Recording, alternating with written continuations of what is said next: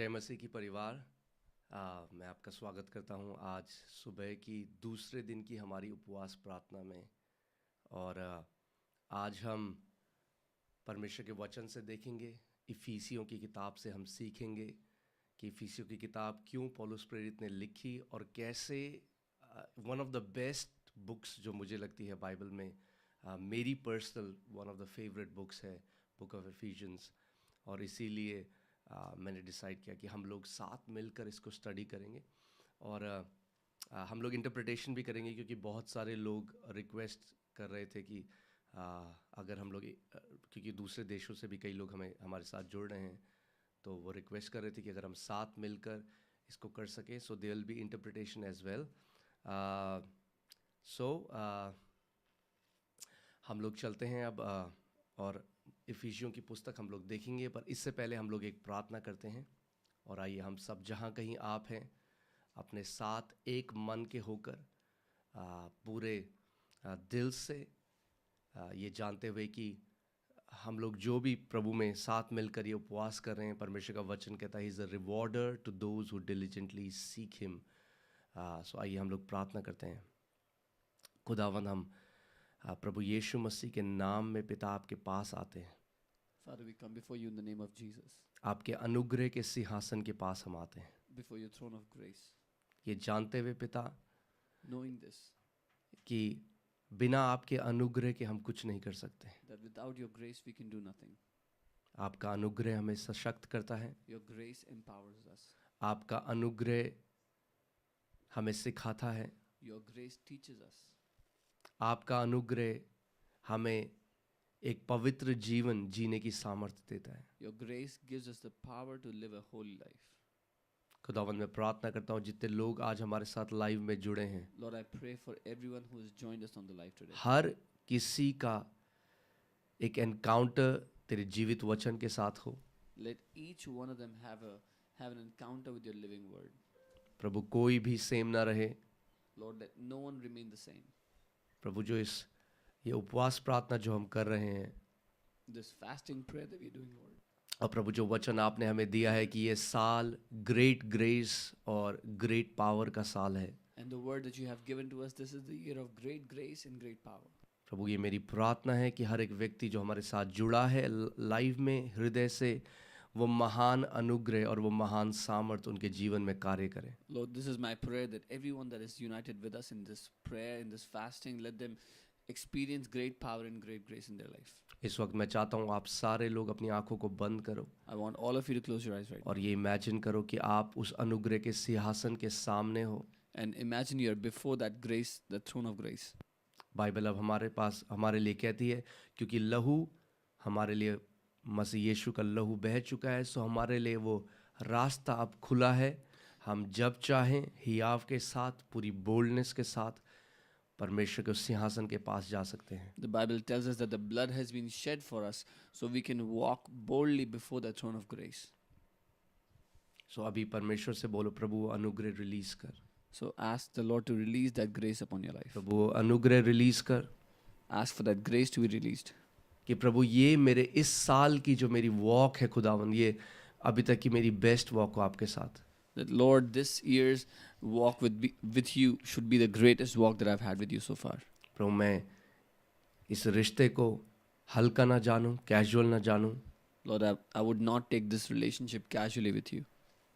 पर प्रभु मेरे जीवन का नंबर 1 उद्देश्य, सबसे पहला उद्देश्य प्रभु तेरे लिए जीना और तेरे नाम को महिमा लाना हो। But my first objective in life would be to glorify you and to live for your name, Lord. Hallelujah, तेरी महिमा करते हैं, We glorify you, Lord. तेरी स्तुति करते हैं। We worship you. महान परमेश्वर है, You are the Almighty God. सर्वशक्तिमान परमेश्वर। You are the Almighty God, Lord. Hallelujah, amen, Amen. आमेन। आइए हम सब अब चलते हैं इफिसियों की पुस्तक में। Let us go to the book of Ephesians.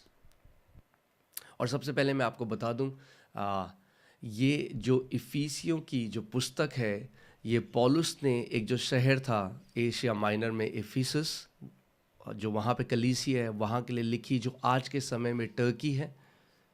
Paul the Apostle wrote this book for the city called Ephesus, which is now known as Turkey. और पौलुस प्रेरित का उद्देश्य इस पुस्तक को लिखने का सबसे पहले था कि जो वहाँ पर जो यहूदी लोग जो विश्वास में आए और जो गैर यहूदी हैं जो मसीह में आए, उन दोनों के बीच में एक यूनिटी आ सके, वो जान सकें कि मसीह में अब हम एक हैं। हम यहूदी, गैर यहूदी, हम पंजाबी, हम बंगाली, हम मराठी, हम नॉर्थ इंडियन, हम साउथ इंडियन, ये सारी चीज़ें अब मसीह में जब हम हैं तो ये सारी चीज़ें हमें बांटती नहीं हैं। And the aim of this apostle behind writing this letter was because they were Jewish believers who had come to faith, and they were also Gentiles who were non-Jewish who had come to faith. And so he wanted to express upon them that there is no longer any Jews or Gentiles. There is no more divisions of different castes and tribes. Now we are all one in the Lord. दूसरी बात जिस उद्देश्य से पौलुस प्रेरित ने ये पुस्तक लिखी वो था बिलीवर्स को स्ट्रेंथन करना, बिलीवर्स को सशक्त करना। And the second reason why he wrote this book is to strengthen the believers, to give them power, to empower them. तीसरा जो कारण है पौलुस प्रेरित ने ये जो पुस्तक लिखी वो है हर एक विश्वासी को उसकी आइडेंटिटी या उसकी जो पहचान मसीह में है वो समझाना कि वो कितनी महान है, मसीह में हम कौन हैं। And the third reason why he wrote this book is to give each believer their identity, to tell them who they are, how great and mighty God has made them to be. और चौथी जो चीज़ है जिसके लिए ये लिखा गया, पौलुस प्रेरित ने जो पुस्तक लिखी वो इसलिए लिखी कि कैसे हम अब उस चाल को चलें। पहले हम जानें हम कौन है मसीह में, और फिर उस चाल को चलें और एक जयवंत जीवन हम जिए, शैतान के ऊपर और दुष्ट आत्माओं के ऊपर हम एक जय का जीवन जी सकें। And the fourth reason why he wrote this is so that having known who we are, how we should walk in the Lord, that we would walk in victory, and over all the powers of the devil, we will walk in dominion and authority. आइए हम सब पहले scripture में चलते हैं। Let us go to the first verse. इसमें हिंदी में लिखा है, पौलुस की ओर से जो परमेश्वर की इच्छा से यीशु मसीह का प्रेरित है, उन पवित्र और मसीह यीशु में विश्वासी लोगों के नाम जो इफुसस में हैं। The first verse says,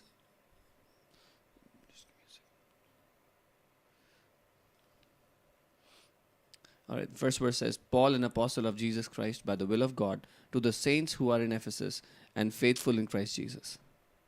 Amen. अब मैं ये सोच रहा हूँ कि ये पुस्तक हम कैसे कंप्लीट करेंगे, क्योंकि अगर एक एक स्क्रिप्चर को हम लोग जाएं, एक एक स्क्रिप्चर में इतनी मीट है कि हमें काफ़ी टाइम लगेगा, बट मैं फिर भी हम देखते हैं कैसे हम लोग करेंगे। पर मैं चाहता हूँ कि अगर हम इस पुस्तक में जा रहे हैं तो मैं थोड़ा डिटेल से आपको सिखाऊं कि ताकि इफिशियंस आप अच्छे से समझ पाएं और कई औरों को भी सिखा सकें। There is so much meat in this book that each verse has so much for us, but I want you to understand and learn this book so well that you can apply it and teach it to others also. Amen. So सबसे पहली बात, ये जो letter है पौलुस लिख रहा है, ये जो पत्री लिख रहा है, वो कह रहा है पौलुस की ओर से जो परमेश्वर की इच्छा से यीशु मसीह का प्रेरित है। The first thing he says, Paul, an apostle of Jesus Christ by the will of God. इससे सबसे पहली चीज़ मैं आपको ये बताना चाहता हूँ कि हर एक जो बुलाहट है, हर एक जो कॉलिंग है, वो परमेश्वर की ओर से ही होती है। कोई भी मनुष्य अपने आप को किसी बुलाहट में नहीं बुला सकता। So the first thing I want to tell you is that every calling is from God. No man can call themselves into any kind of calling. ये वॉलंटियरिंग नहीं होती परमेश्वर के राज्य में।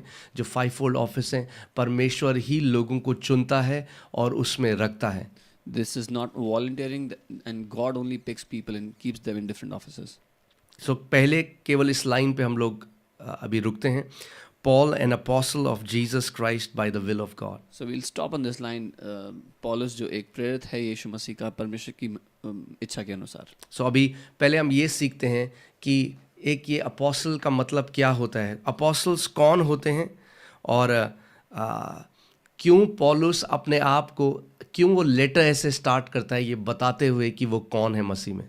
So first let us understand who are apostles and why does Paul start his letter like this. Amen. पहले आपको ये समझना बहुत ज़रूरी है कि अपोस्टल कोई रिलीजियस या धार्मिक शब्द नहीं है। The first thing you need to know is that apostle is not a religious word at all. Apostle जो शब्द है वो स्क्रिप्चर्स में नहीं था। अपोस्टल एक सेक्युलर वर्ड है जो रोमन्स के टाइम में बहुत इस्तेमाल होता था. Apostle was not a word used in the scriptures. It is a secular word which was used in the Roman world a lot. Apostle दो शब्दों से बनता है, आपो और स्टेलो. The word apostle is made out of two words, the word apo and stello. आपो means a way Apo का मतलब है एक रास्ता और स्टेलो का मतलब है I sent. और stello का अर्थ है मैंने भेजा. सो जब आप आपो और स्टेलो को मिलाते हैं जिससे वर्ड अपोस्टल बनता है, इसका मतलब है one who is sent away. So when you mix these two words together, इसका अर्थ है वो जिसको भेजा गया है. You know, it depicts a messenger, an envoy, a delegate, a commander. एक संदेश लेके किसी को भेजा गया है, एक राजदूत, एक कमांडर को भेजा गया है. Amen. So there in the times of in the Roman times, there were military leaders were called apostles. रोमी समय में मिलिट्री के जो लीडर्स थे उनको apostles कहा जाता था. They were sent into an area to win an area. उनको एक क्षेत्र में भेजा जाता था उस क्षेत्र को जीत लेने के लिए. You know, King Caesar has apostles. राजा कैसर के apostles हुआ करते थे. In the same way, we have to understand that Jesus Christ is a king. ठीक वैसे हमें समझना है कि यीशु मसीह भी एक राजा है. He is a king of kings. He is the Lord of lords. वो राजाओं का राजा और प्रभुओं का And प्रभु है. he sends apostles to take over a territory, take over a region. और वो प्रेरितों को भेजता है एक क्षेत्र पर जय पा लेने के लिए. Amen. First thing I want to tell you that there is a lot of confusion even with this word apostle.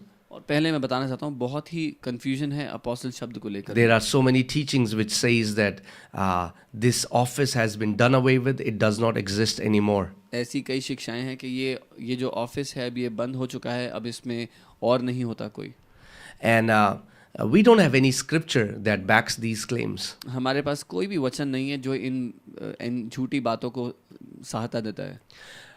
See, we have to understand that there are fivefold ministry offices of grace. Grace is the number of 5 and it represents hand. I mean, like, look at your hand. और हमें समझना है कि ये 5 दफ्तर हैं सेवकाई के जो अनुग्रह के द्वारा दिए गए हैं. 5 अंक है अनुग्रह का. अपने हाथ को देख के आप जानें. अपने हाथ को जब आप देखते हैं, When you look at your hand, ये हाथ जो है इसमें आप देखते हैं 5 उंगलियां हैं. you see there's 5 fingers in it. और ये रिप्रेजेंट करता है 5 मिनिस्ट्री गिफ्ट जो है रिप्रेजेंट करते हैं परमेश्वर के हाथ को, उसकी सामर्थ को. And these 5 ministry gifts, they represent the hand of God, the power of God. और हम देखते हैं उसमें आता है apostles, And it includes apostles, उसमें आता है prophets, भविष्यद्वक्ता, evangelists, सुसमाचार प्रचारक, pastors पासवान, and teachers, और शिक्षक. right?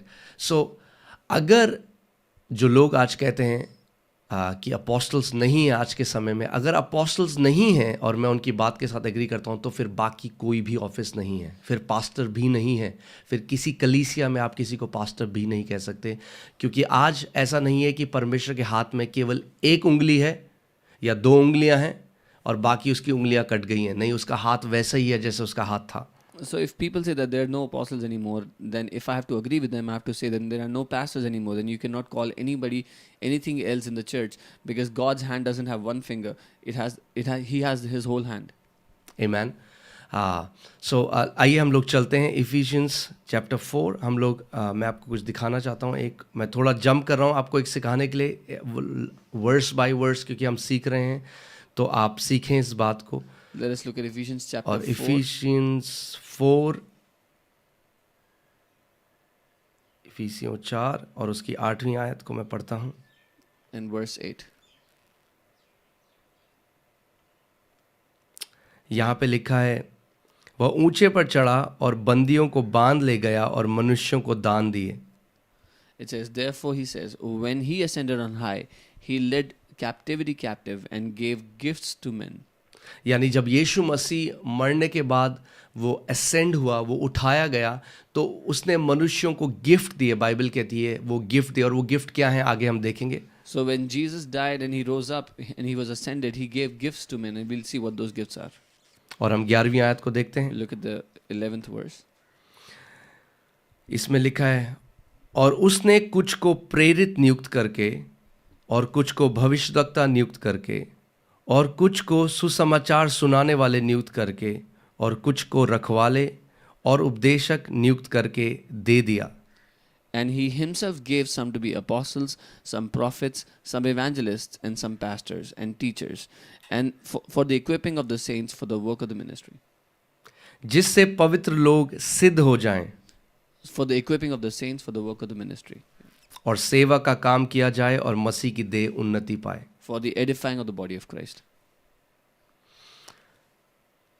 हमें एक चीज़ समझनी ज़रूरी है कि प्रभु यीशु मसीह को ये जान पड़ा कि ये जो ऑफिसेस उसने रखे हैं ताकि मसीह लोग सिद्ध हो जाएं. और यहाँ पे जो सिद्धता की बात है वो सिद्धता की बात मैच्योरिटी की बात है. इंग्लिश बाइबल से so that they will become mature, वो परिपक्व हो जाएं. सो ये जो 5 दफ्तर हैं, ये जो 5 ऑफिसेस हैं, ये जो 5 सेवकाई हैं, वो इसीलिए है कि विश्वासी लोग मैच्योर हो जाएं, परिपक्व हो जाएं. So Jesus knew that in order for his body, his people to be matured, he has to keep these 5 offices, and these five offices are kept so that the body of Christ, the people, the believers can be matured. आगे सिद्ध हो जाएं, सेवा का काम किया जाए और मसीह की देह उन्नति पाए. For the edifying of the body of Christ. जब तक कि हम सब के सब विश्वास और परमेश्वर के पुत्र की पहचान में एक न हो जाएं और एक सिद्ध मनुष्य न बन जाएं और मसीह के पूरे डील डॉल तक न बढ़ जाएं. Till we all come to the unity of faith and of the knowledge of the Son of God, to a perfect man, to the measure of the stature of the fullness of Christ. So ये जो ministry gift हैं ये कब तक कलीसिया में रहेंगे? So till when will these ministry gifts remain in the church? The Bible says till all come in the unity of faith. Bible कहती है जब तक मसीह में विश्वास में एकता में ना जाए. Now I want to ask you this question. मैं आपसे सवाल करता हूँ, Have all come in the unity of faith क्या सब आ चुके हैं विश्वास में, एकता में, and of the knowledge of Son of God? परमेश्वर के पुत्र के ज्ञान में? क्या हर किसी विश्वासी को परमेश्वर के पुत्र का ज्ञान है? Has every believer obtained the knowledge of the Son of God? Unto the measure of the fullness of Christ. क्या हम सब जान गए हैं कि वो मिरास कितनी महान है जो परमेश्वर ने हम सब के लिए रखी है? Have we all come to know the greatness of the inheritance that God has kept for us? Answer है नहीं. Yeah, the answer is no. आज बहुत सारे विश्वासी हैं जो अभी इमेच्योर हैं, जिनको बढ़ना ज़रूरी है. और जब तक वो विश्वासी रहेंगे ये 5-fold मिनिस्ट्री गिफ्ट भी रहेगा.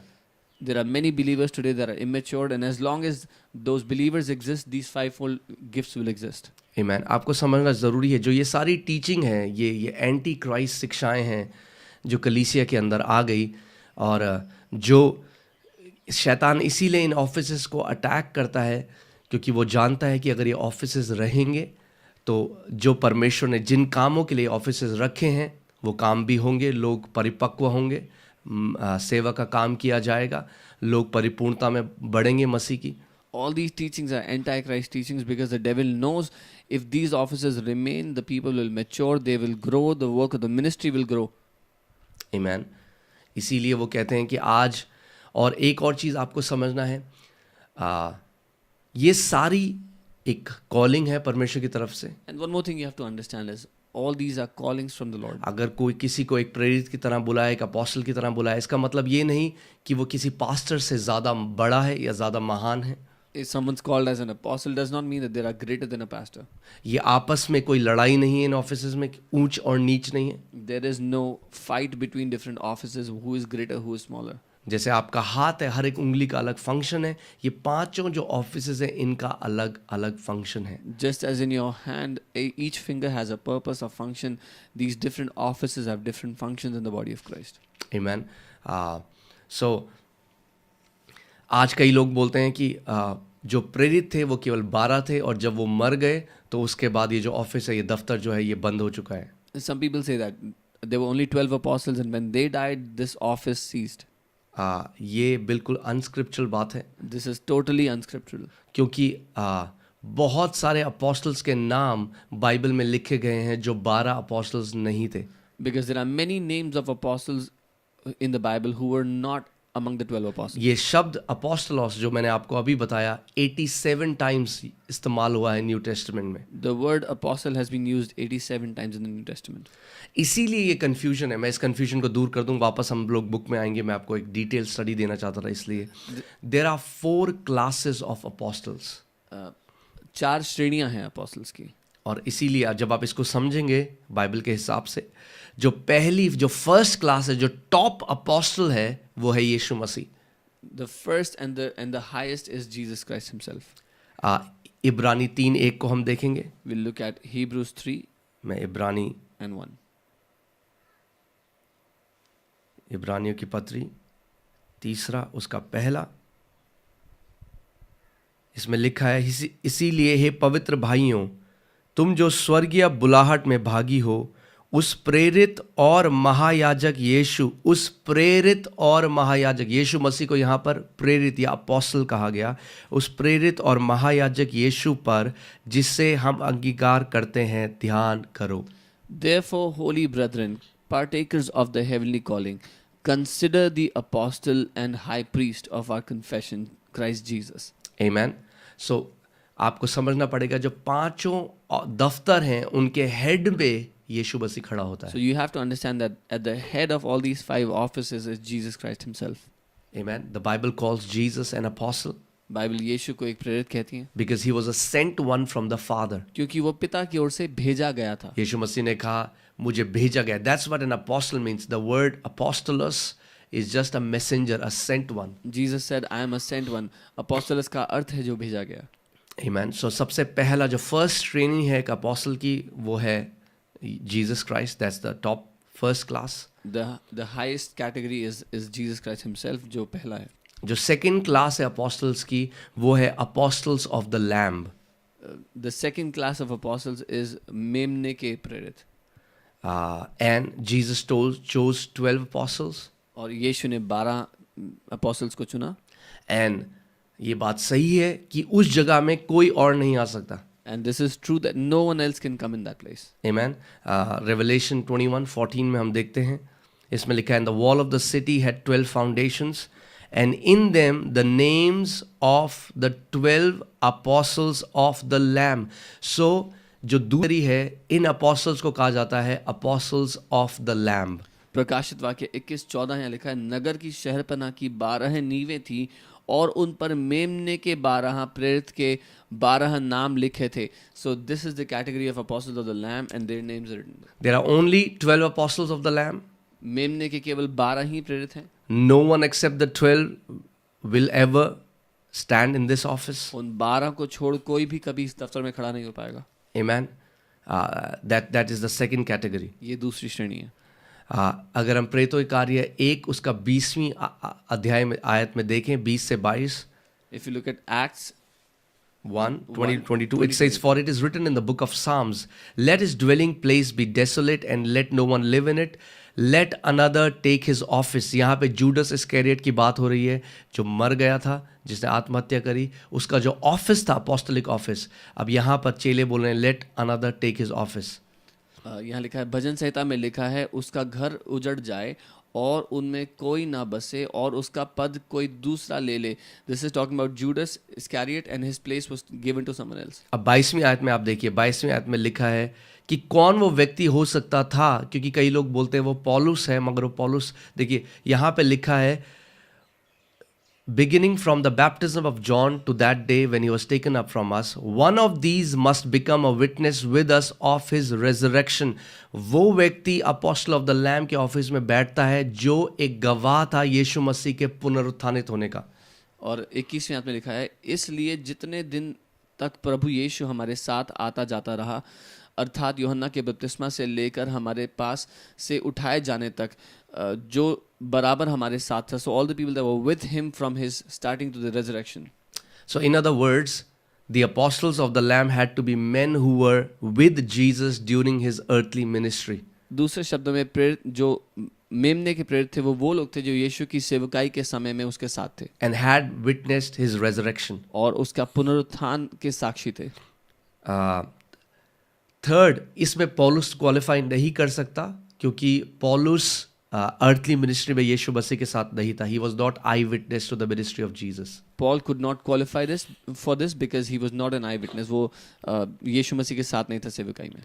तीसरा जो क्लास है apostles का, The third class of apostles, वो है foundational apostles. वो नींव रखने वाले प्रेरित हैं. जिसमें पौलुस प्रेरित आता है. Among whom is Paul. the Paul apostle. was in that third class of foundational apostles Paul उस तीसरी श्रेणी में है नींव रखने वाले प्रेरितों की, because he laid the foundations in the New Testament. क्योंकि नई वाचा में उसने नींव रखी. He wrote a large portion of the New Testament. उसने नई वाचा का एक बड़ा हिस्सा लिखा. और पौलुस को किसी मनुष्य ने नहीं सिखाया, उसको रेवलेशन प्रभु यीशु मसीह ने प्रकाशन के द्वारा पौलुस को शिक्षा दी. And Paul was not taught by men, but Jesus Christ gave him the revelation. आमीन. इफिसियों 3 अगर हम 4 और 5 देखें, इसमें लिखा है, whereby when ye read ye may understand my knowledge in the mystery of Christ, which in other ages was not made known unto the sons of men, as it is now revealed unto his holy apostles and prophets by the Spirit. इफिसियों 3 उसका 4 और 5 लिखा है, जिससे तुम पढ़कर जान सकते हो कि मैं मसीह का वह भेद कहाँ तक समझता हूँ जो अन्य समयों में मनुष्यों की संतानों को ऐसा नहीं बताया गया था, जैसा कि आत्मा के द्वारा अब उसके पवित्र प्रेरितों और भविष्यवक्ताओं पर प्रकट किया गया है. Amen. Amen. So पौलुस तीसरी कैटेगरी में आता है जो foundational apostles. Paul is among the third category of foundational apostles. अब जो आज के समय में जिनको परमेश्वर ने अपोस्टल्स की तरह बुलाया है, उनको हम बोलते हैं non foundational apostles. Now the apostles in today's time we call them non-foundational. क्योंकि जो भी प्रेरित आज के समय में बुलाए गए हैं, वे एक अलग नींव नहीं डाल सकते उससे जो पहले के प्रेरितों ने पहले से डाल दी है. Because the apostles that have been called in today's time cannot lay another foundation from what the earlier apostles have already laid. Amen. इसीलिए आज कोई भी अपोस्टल्स पहली 3 कैटेगरी में खड़ा नहीं हो सकता. Which is why no apostle today can stand in the previous 3 categories. Amen. आज के अपोस्टल्स को हम बोलते हैं non foundational apostles. Today's apostles we call them non-foundational. मगर इसका मतलब ये नहीं कि आज अपोस्टल्स नहीं हैं. But this does not mean that there are no apostles now. जैसे मैंने आपको बोला था, अगर अपोस्टल्स नहीं हैं तो फिर इवेंजलिस्ट भी नहीं है, टीचर्स भी नहीं है, पास्टर्स भी नहीं है और प्रॉफिट्स भी नहीं है. Just as I told you, if there are no apostles, there are no teachers, no evangelists, no pastors. क्योंकि शिक्षा नहीं है बॉडी में, इसीलिए इतना कंफ्यूजन है. Because there is no teaching in the body of Christ, this is why there is so much confusion. देखिए, pastor हर कोई इजीली एक्सेप्ट करता है अगर कोई अपने आप को पास्टर कहता है तो. If someone calls themselves a pastor, everybody easily accepts that. और वो भी 5-fold मिनिस्ट्री का एक ऑफिस है. But that is also अगर one कोई of the आज offices. अपने आप को प्रॉफिट कहता है या कोई अपने आप को अपोस्टल जो परमेश्वर खुदा ने बुलाया है, तो लोग बोलते हैं देखो ये अपने आप को क्या समझ रहा है, ये बंदा ये कितना एरोगेंट बंदा है. और वे नहीं समझते कि जैसे ये 5-fold मिनिस्ट्री का एक ऑफिस है, जैसे पास्टोरल ऑफिस है, वैसे ही अपोस्टलिक ऑफिस भी है, वैसे ही प्रोफेटिक ऑफिस भी है. But when someone's called to be a prophet or an apostle and they acknowledge that, then people say he's a very proud person and he's calling himself this or that. But they don't understand these are one of the callings of the 5-fold offices. मैं आपको ये भी बता दूं कि किसी भी office में आप इंट्रूड नहीं कर सकते. ये बहुत ही खतरनाक है. And I want to tell you, you cannot intrude into any office. This is very dangerous. मैं आपको ये भी बोल दूं कि आप देखते हैं, अगर आपने एक मर्सिडीज गाड़ी देखी, If you saw a Mercedes car, तो अगर आप एक मारुति 800 लें और उसमें मर्सिडीज का लोगो लगा दें, तो वो मर्सिडीज गाड़ी नहीं बन जाती. if you take a Maruti 800 and put a Mercedes logo on it, it does not become a Mercedes car. नहीं, लोगो आखिरी में लगाया जाता है. Logo is the last thing that is added पहले to a car. मेटल चुना जाता है, पहले वो जो धातु जिस स्टील से वो गाड़ी बनेगी वो आता है. उसके बाद उसके सारे पेच पुर्चे साथ में जुड़ते हैं. पहले बहुत काम होता है. लास्ट में जब गाड़ी पूरी बन जाती है, उसके बाद उसके ऊपर लोगो आता है. At first, the metal is chosen, all the spare parts are brought together, and a lot of work is done before the car is ready, and at the end is when the logo is added. ऐसे ही परमेश्वर की calling का भी है. पहले आप परमेश्वर के साथ आपकी एक वॉक होती है. आप कई आज लोग हैं वो मिनिस्ट्री स्टार्ट करते हैं और जैसे ही शुरू करते हैं वो अपने आप को एक टाइटल बोलने लग जाते हैं. नहीं, पहले आप परमेश्वर के साथ जब चलते हैं सालों साल, परमेश्वर आपको सिखाता है और फिर वो समय आता है जब परमेश्वर की बॉडी, जो बॉडी ऑफ क्राइस्ट है, वो लोग रिकग्नाइज करते हैं जो बुलाहट आपके ऊपर है. And this is how it is in the kingdom when you walk with the Lord, and for many years you walk with the Lord until your calling is realized or the body of Christ starts to recognize your calling. But today many people, they start to do ministry and they start to call themselves with different titles, which is not the way it works. Let me say it this way. Title doesn't make anyone apostle or prophet. It's the call of God. मैं ये कहूँगा कि किसी को तमगा लगना या title लगने से कोई अपोस्टल या भविष्यवक्ता नहीं बनता, वो परमेश्वर की बुलाहट है जो उनको वो बनाती है। Amen. And it's the call of God. And उस कॉल के उतने अलग sacrifices भी हैं, उस कॉल के उतने अलग preparation period भी हैं. और ये परमेश्वर की बुलाहट है, and that call has equal amount of sacrifices and preparation period. Amen. और जब आप परमेश्वर के साथ आप चलते हैं वफादारी के साथ, जब आप परमेश्वर के साथ उस घनिष्ठता के साथ चलते हैं, उस विश्वास योग्यता के साथ चलते हैं, तो एक समय ऐसा आता है जब पवित्र आत्मा बाकी जो लोग हैं देह में उनको बोलता है कि इस व्यक्ति को अलग कर इस बुलाहट के लिए जो मैंने इसको दी है। And when you walk with the Lord faithfully, consistently over the years, the Lord tells the people around that person to separate this person for the work of the ministry. मैंने आपको बहुत छोटा करके टीचिंग दी है apostles की, बहुत ही deep teaching है, but मैं नहीं चाहता कि हम लोग इफिसियों की बुक में रहें, मगर मैं चाहता था कि जो लोग जब भी आप एक एक लाइन भी पढ़ रहे हैं तो आपको पूरा पता हो कि क्यों पौलुस जो चीज़ें लिख रहा है वो लिख रहा है। I didn't want to go into deep teaching, but I want you to know each and everything that Paul the apostle is writing. Why is he writing it that way? प्रेरितों के कार्य 13 उसका दूसरी अध्याय मुझे बहुत अच्छा लगता है। आपको समझना चाहिए दैट चाहे कोई भी 5-fold ऑफिसेस हो, we are called by God, we are called by God, we are separated by God, but we are confirmed by man. Acts 13 verse 2, I really like it because it tells us परमेश्वर ने हमें बुलाया है, परमेश्वर ने हमें अलग किया है, लेकिन मनुष्य के द्वारा हम पहचाने जाते हैं। आमेन। जब मैं प्रभु में आया और अलग अलग भविष्यवक्ता जब कलीसिया में आते थे, आई थिंक अगर मैं टोटल देखूं तो 40 से ज़्यादा भविष्यवाणियाँ प्रभु ने मेरे ऊपर करी कि मुझे अपोस्टलिक ऑफिस के लिए बुलाया गया है जब मैं आया। मगर ऐसा नहीं है कि अगर भविष्यवाणी आई तो सीधे ऐसा हो गया। उसके बाद एक जर्नी हुई, 17 साल खुदा के साथ चलना, उसके साथ वफादारी में चलना, उसके साथ बहुत सारी चीज़ों को देखना, समझना, बढ़ना, और उसके बाद एक दिन जब आया जब प्रभु ने कहा कि अब मैं तेरे को रिलीज़ करता हूँ इस कॉल के लिए। When I came to the Lord, every time a prophet came to the church, I can say more than 40 different people prophesied over me that I have an apostolic calling, but there was a preparation of 17 years, and when that preparation was over, that's when the Lord said, now I release you into the prophetic office. Amen. So इस आयत को देखते हैं, acts 13:2, प्रेरितों के कार्य 13 उसका दूसरा अध्याय दूसरी आयत। इसमें लिखा है जब सारे जो लोग थे, जो डिसाइपल्स थे, जब वो मिल के प्रार्थना कर रहे थे, as they minister to the Lord and fasted, the Holy Spirit said, now separate to me Barnabas and Saul for the work to which I have called them. जब वे उपवास सहित प्रभु की उपासना कर रहे थे तो पवित्र आत्मा ने कहा, मेरे लिए बरनबास और शाऊल को उस काम के लिए अलग करो जिसके लिए मैंने उन्हें बुलाया है। आमीन। और आप समझ सकते हैं कि जैसे मैंने आपको बताया, जैसे पास्टर एक कॉलिंग है परमेश्वर की तरफ से, and you can understand just as a pastor is a calling from the Lord, ऐसे ही अपोस्टल प्रॉफिट ये भी एक कॉलिंग है। Similarly, आज कलीसिया में पास्टर, टीचर और इवेंजलिस्ट एक एक्सेप्टेड ऑफिसेज हैं जो हर कोई एक्सेप्ट करता है। similarly, apostle and prophet is also a calling in the Lord. Today in the church, people easily accept somebody being called a pastor, अगर कोई evangelist, बोलता है or मैं teacher. पास्टर हूँ, या कोई बोलता है मैं इवेंजलिस्ट हूँ, कोई बोलता है मैं वचन का शिक्षक हूँ, तो कोई गलत नहीं सोचता। मगर अगर कोई बोलता है मैं प्रभु ने मुझे एक अपोस्टल होने के लिए या एक प्रॉफिट होने के लिए बुलाया है, तो बहुत ही उसके ऊपर गड़बड़ी। इसीलिए हमने बीते दिनों में मीटिंग्स भी करी, क्योंकि बॉडी ऑफ क्राइस्ट में पता होना चाहिए कि जो 5 तरीके के ऑफिस है, जब तक वो पूरी फुलनेस में काम नहीं करेंगे, जो मसीह के लोग हैं वो भी परिपक्वता की तरफ नहीं जा सकते। So when someone calls themselves a teacher, evangelist, or a pastor, it's accepted. But when someone calls themselves an apostle or a prophet, it's not seen easily. But then this is why we held meetings in the past, so that the body of Christ knows that unless all these 5 offices function well, the body of Christ cannot function well either. Amen. So ये था एक छोटा सा explanation पहले verse का। This was a small explanation of the first verse.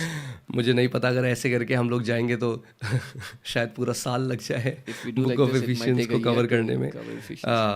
मगर फिर से पहली आयत में आते हैं, इसमें लिखा है, Paul an apostle of Jesus Christ by the will of God. पर पहली आयत देखते हैं, पौलुस की पौलुस की ओर से जो परमेश्वर की इच्छा से यीशु मसीह का और आप प्रेरित है। बार बार जब पढ़ेंगे जो पौलुस ने पत्रियां लिखी, चाहे वो रोमन्स पढ़ें, चाहे आप इफिशियंस पढ़ें, गलातिया, आप बार बार पढ़ेंगे कि पौलुस अपनी पत्री शुरू करने से पहले बार बार ये लिखता है, Paul an apostle of Jesus Christ, not by the will of God, not by the will of man, but by the will of God. वो बार बार इस बात को एनफोर्स करता है कि मैं जो एक अपोस्टल हूँ, मैं जो एक प्रेरित हूँ, मुझे यीशु मसीह ने ही बुलाया गया है। Paul the Apostle enforces this in every letter that I am an apostle who is called by Jesus, called by God, called by His will, और आप not जानते by हैं men. क्यों? क्योंकि उस समय में पॉल को कोई एक्सेप्ट नहीं करता था। And you know why? Because at that time nobody accepted Apostle Paul.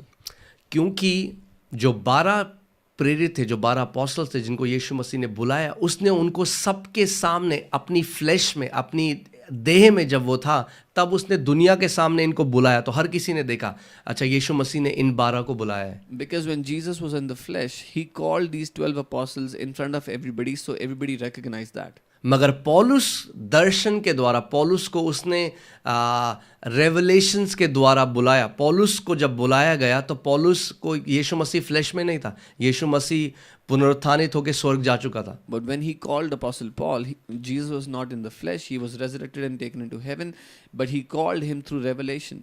So Paul, अगर आप देखते हैं एक्ट्स 15 में, पॉल को अपनी अपोस्टलशिप प्रूव करनी पड़ी बहुत बार, क्योंकि कई लोग सोचते थे ये सेल्फ अपॉइंटेड अपोस्टल है, ये इसने खुद को अपने आप को बना दिया। इसीलिए जब भी वो चिट्ठी लिखता है, उससे पहले आप देखेंगे वो बार बार लिखता है, मैं अपनी मर्जी से अपोस्टल नहीं बना, मगर यीशु मसीह ने, प्रभु ने मुझे बुलाया है यीशु मसीह का प्रेरित बनने के लिए। So if you see in Acts 15, he had to prove his apostleship many times, and he would enforce this fact that he is not an apostle on his own will, but Jesus has called him to be an apostle. अब वो कह रहा है, ये चिट्ठी है to the saints who are in Ephesus and faithful in Christ Jesus. उन पवित्र और मसीह यीशु में विश्वासी लोगों के नाम जो एफिसस में है, he writes the letter. सो ये हमें बताता है कि सबसे पहली चीज़ जो मेरे को हाईलाइट होती है स्क्रिप्चर से, वो ये है, to the saints. The first thing that is highlighted to me is उन पवित्र संतों के लिए. पौलुस विश्वासियों को सेंट्स कहता है, संत कहता है। आज की कलीसिया में कई विश्वासी लोग अपने आप को पापी कहते हैं, पास्टर भी उनको पापी कहता है, क्योंकि वो नहीं जानते कि यीशु मसीह ने हमारे लिए क्या कर दिया है।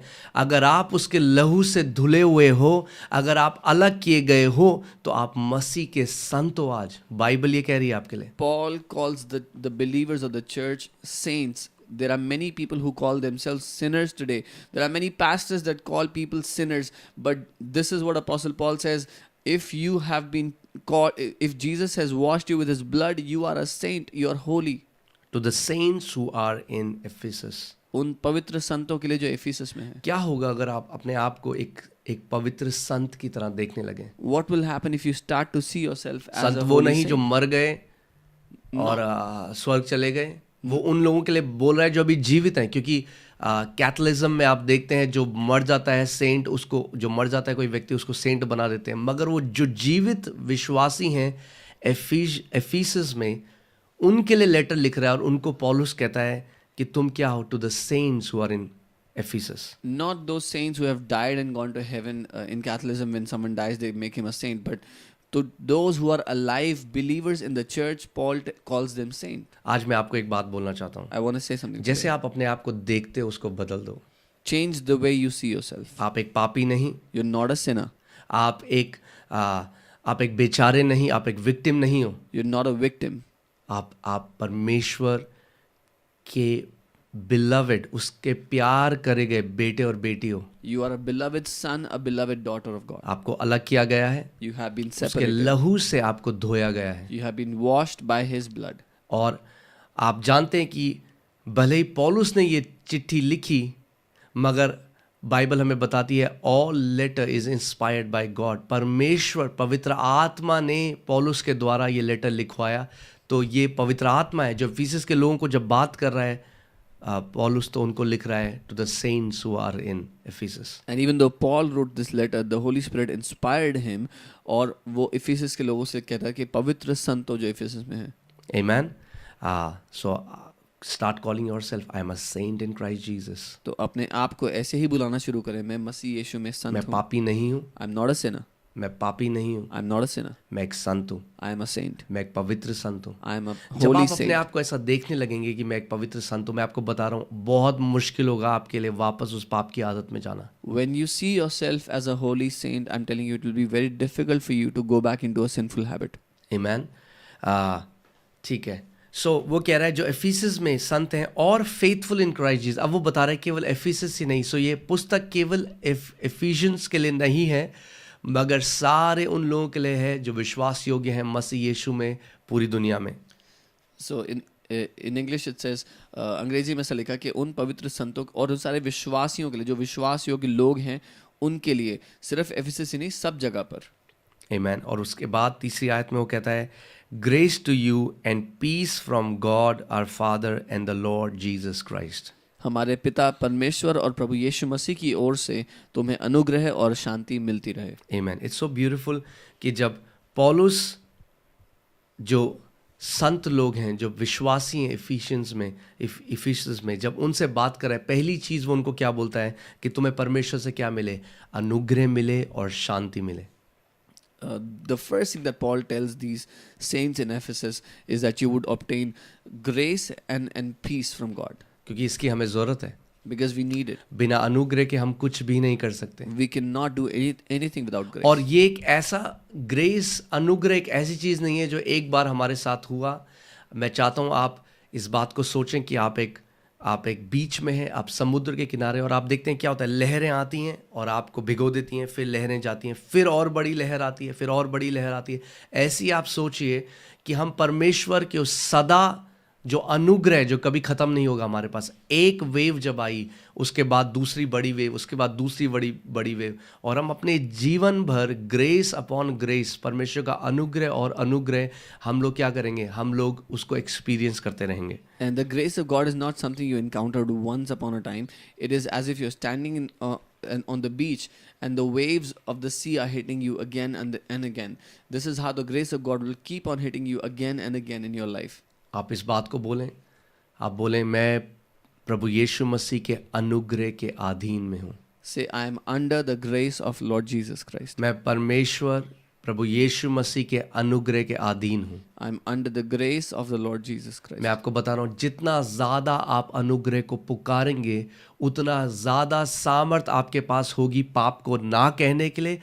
आप जो नहीं करना उसको ना कह सकते हैं, और जो करना है उसको करने के लिए अनुग्रह आपको सामर्थ देगा। The more you call out to that grace, the greater power you will have to say no to unrighteousness, to what you don't want to do, and more power you will have to do the things you have to do. Amen. और आज कितने सारे ऐसे विश्वासी हैं जो piece में नहीं जीते परमेश्वर के, जो फ्रस्ट्रेटेड हैं, जो उसकी सिद्ध शांति में नहीं जी रहे, जबकि यीशु मसीह ने हमसे कहा कि मैं अपनी शांति तुम्हें दिए जाता हूँ, जैसे ये संसार देता है मैं वैसे तुम्हें वो शांति नहीं देता, मगर मैं अपनी शांति तुम्हें देता हूँ। And there are many believers today that are frustrated. They don't live in the peace of God. But Jesus said, I give you my peace, not the peace of the world, but my peace I give to you. Amen. और मेरी यही प्रार्थना आपके लिए है आज कि उसका महान अनुग्रह और वो शांति आपके ऊपर हो, और आप उसके अनुग्रह में जियो, उसकी शांति में जियो। And this is my prayer today for you, that you will live under His divine grace and His peace.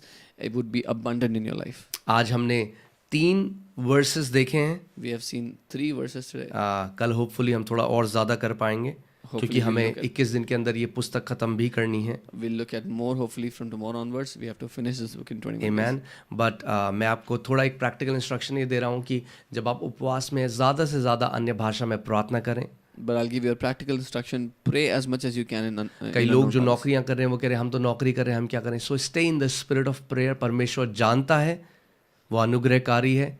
अगर आप नौकरी कर रहे हैं तो जितना थोड़ा समय आपको मिलता है, जब आप कैब से या जब आप ऑफिस जा रहे हैं, जब आप आ रहे हैं, तब आप अन्य भाषा में प्रार्थना कर सकते हैं। ऑफिस में काम करते करते भी अपने चित्त में आप बोल सकते हैं, प्रभु मैं तेरी प्रेजेंस में हूँ, प्रभु जबकि मैं अपने ऑफिस का काम कर रहा हूँ, प्रभु तेरी उपस्थिति यहाँ पर है, मेरे ऑफिस में भी है। आप अपने चित्त को बार बार परमेश्वर के ऊपर लगाइए। Those of you who are working, who are going to offices, even though you have to work, but stay in that spirit of prayer and speak to the Lord, commune with Him. Lord, I'm here in my office and your presence is here with me. And when you're traveling to and fro from your office, pray in tongues, pray so you remain in the spirit. कई लोग हमें comments में लिख रहे हैं उनको अन्य भाषा का वरदान नहीं है, तो आप मांगे इस फास्टिंग प्रेयर में। Those of you who do not have the gift of tongues, you ask the Lord in क्योंकि this. मैं आपको बता in रहा this हूँ, ये time. केवल एक परमेश्वर की तरफ से एक दान है, एक गिफ्ट है। कोई भी जो बोलता है अन्य भाषा में, वो ऐसा नहीं है कि वो बहुत अच्छा है, और जो नहीं बोलता परमेश्वर ने उसको इसलिए नहीं दिया कि वो लायक नहीं है, और जो लायक हैं वो बोलते नहीं। ये तोहफा है, ये गिफ्ट है। आप मांगे परमेश्वर से, प्रभु आपको भी अपनी आत्मा से भर देगा। And this is a gift that God has given to all of us. It's not given to one because he's worthy or unworthy, but you ask God and it's a gift that he has given for you. आमेन। सो प्रार्थना करें, वचन में बने रहें। आज रात को हम लोग दोबारा से मिलेंगे, रात की प्रार्थना आप साथ में करेंगे 8 से 9। Pray and remain in the word. We will meet again tonight and we'll pray from 8 to 9. हम लगातार आप सबके लिए प्रार्थना कर रहे हैं। We are सारी जो continuously प्रेयर praying. रिक्वेस्ट, सारी जो मेडिकल रिपोर्ट्स आप हमें भेज रहे हैं, हम उनके ऊपर लगातार प्रार्थना कर रहे हैं। All the prayer requests, all the medical reports that we're receiving, we are praying over them. आमेन। और मेरी ये प्रार्थना है कि ये साल आपका बेस्ट साल होगा यीशु के नाम में। And this is my prayer that this year would be your best year so far in Jesus' name. Amen. God bless you family. हम लोग God शाम bless को you. मिलेंगे 8 बजे। We'll meet in the evening.